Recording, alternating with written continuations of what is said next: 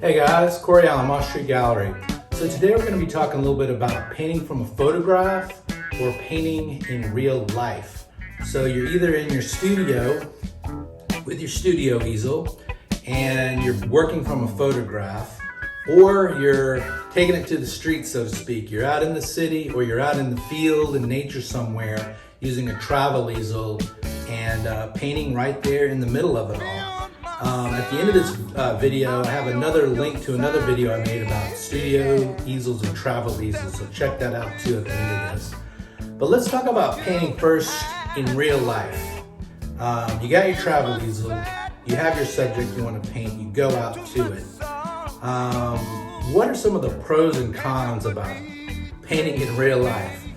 Well, there are a lot of pros. First of all, you are going to see colors completely different when you are out there in the middle of it. You're seeing it for real with your naked eye. So the French Impressionists, they had the right idea. They went out there and they looked at things and they just perceived things better that way by seeing it, just looking at it and seeing it. You're gonna see shadows differently that you just can't see from a photograph.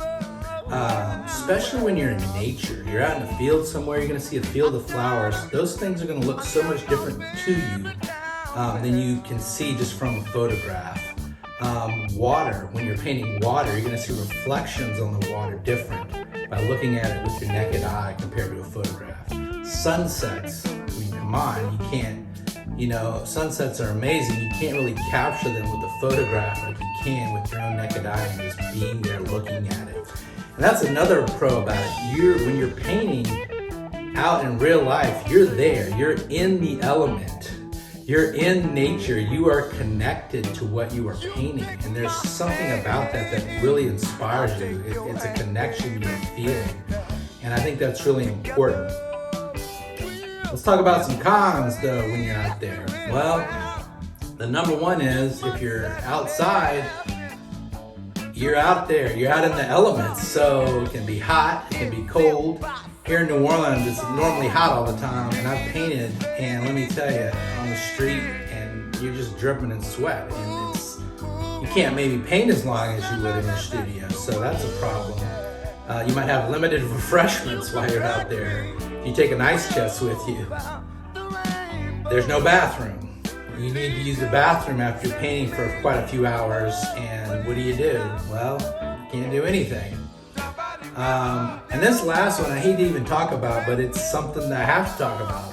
People coming up to you and talking to you and kind of bothering you. I mean, I feel bad saying it because I've done the same thing. I've seen somebody painting on the street and I'm like, oh, hey, how you doing? What are you working with? And you just talk to them because it's an interesting thing to see someone out there with an easel. So, and I like talking about art. If they come up to me, I especially like talking about my own art. So I will engage them, but after about the 10th person that does it, you really can't focus on what you're trying to do. And it's better if you can go someplace secluded, but if, like me, I've painted in the city before and there's just people everywhere. Always somebody looking over your shoulder, You can feel them back there, and then next, you're just waiting. They're gonna ask you a question. How long did it take to do this? Or what kind of paints are those? So it's just part of being out there, so that can be a huge con. Okay, so that was working from real life. Now let's talk about working from a photograph. With a photograph, you can print it out, or I'm old enough to remember when you didn't have things like this, an iPad. Yes, I do remember that, and I only had one option, was to only print them out. But now you got an iPad, which a lot of people like to work off of. And what's cool about an iPad working off of a photo is you can kind of zoom in and get detailed on areas where you can't do with just a photograph. So I kind of like utilizing an iPad when I'm working from a photograph. I still print out a really good clean photograph on glossy paper, and I'll print different size photographs too. I think it's important to get like different just sizes and have them pinned up all around your easel so you can kind of just look at them. A lot of times you want to grab one and you'll look at it real close and then you get paint all over it, so it's nice to have one to go back to. So I think that's a good advantage when you're working from a photograph, definitely print out multiple copies. And then you can always work from your iPad. This is an old iPad. I'm glad because I don't use it for anything else with my art because it has paint all over it and it's getting pretty much destroyed, but I know what I'm using it for, my art.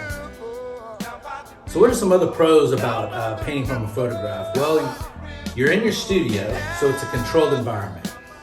You have your bathroom you can use. You have all the coffee you want to drink. You have all the wine you want to drink if you want. You got music, you have air conditioning or heating. So it's a lot more comfortable, I would say, painting in your studio from a photograph. It's a controlled environment. Now some cons though, let's go back to that photo. You will never capture the colors as you would in real life. I mean, I don't care how good of a camera you have. The naked eye, it's just no comparison to seeing those things in real life. So that is a con, but it lets your imagination kind of turn. You can do things with the painting you weren't thinking about doing. Another con is you're kind of in this controlled environment, which is nice, but it's pretty much just you alone with four walls in a room.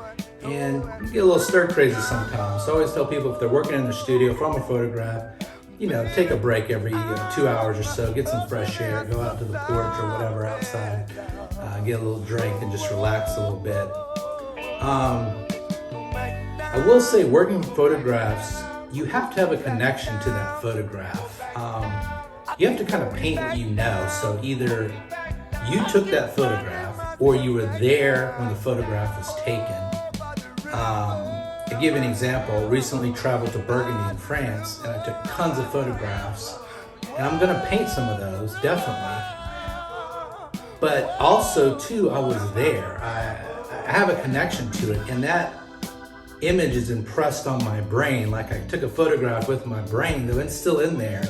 And I just let that image kind of sink in. So when I'm working from a photograph later, I have a connection to that place, even though I'm, it's 5,000 miles away and I'm here in New Orleans, I know those colors, I can remember them, they're impressed in my brain. And when I'm working from that photograph, I have more of a connection to that place. So that's hard to do sometimes. Like I give an example, look at this, like this Brassman picture. I wasn't there when this photograph was taken. However, you take pictures from the internet, things like that. However, I live in New Orleans. I know what brass bands are. I've seen brass bands play. I've seen them marching down my street. I know what they're about, so I have some connection to them that way. Or this picture of Louis Armstrong. I'm getting up there in age, but I wasn't even born yet when this photograph was taken. I ain't that old. So, but I live in New Orleans. I know about Louis Armstrong, so that's my connection with him, but I wasn't there when that photograph was taken. But I will say, especially working with nature, you want to have some kind of connection from that photograph. So that's the kind of the give and take there. Speaking of that, stay tuned because my next video I'm going to talk about ideas for paintings and painting what you know, how important that is, having a connection to what you're painting for your work to come through really pure and clean and kind of express what you're about. So stay tuned for that and please subscribe.